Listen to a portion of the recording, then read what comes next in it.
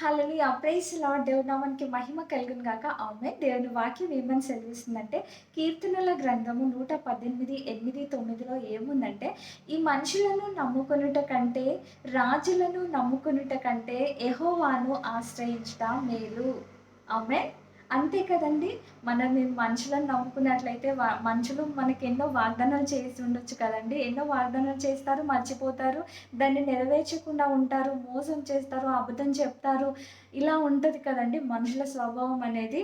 కానీ మన దేవుని నమ్ముకుంటే ఆయన ఎప్పుడు కూడా మన యొక్క నమ్మకాన్ని వమ్ము చేయని దేవుడై ఉంటున్నాడు. అదే విధంగా ఆయన ఒక్కసారి వాగ్దానం చేస్తే అది నెరవేర్చు వాడిగా మనకు కనిపిస్తున్నాడండి. ఆయన ఎప్పుడు కూడా మనల్ని మోసం చేసే దేవుడు కాదు, అబద్ధం చెప్పే దేవుడు కాదు.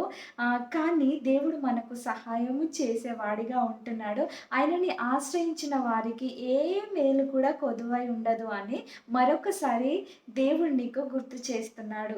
అందుకనండి ఈ యొక్క రాజులని కావచ్చు, అధికారులను కావచ్చు, మనుషులను కావచ్చు నమ్ముకొనుట కంటే మనము యెహోవాను ఆశ్రయించుటనే ఉత్తమమైనది అయి ఉంటున్నదండి. అందుకనే మనకి ఎలాంటి పరిస్థితి ఉన్నా, ఎలాంటి అవసరత ఉన్నా కూడా మనం మనుషుల దగ్గర వెళ్లి అడిగే అవసరం లేదు. మనుషులని ఆశ్రయించే అవసరం లేదు. కానీ దేవుని దగ్గరికెళ్తే మన యొక్క ప్రాబ్లమ్ అనేది ఆయనే సాల్వ్ చేసేవాడిగా ఉంటున్నాడు. కాబట్టి మనం ఈ మనుషులను నమ్ముకొనుట కంటే యెహోవాను ఆశ్రయించుటనే మేలు.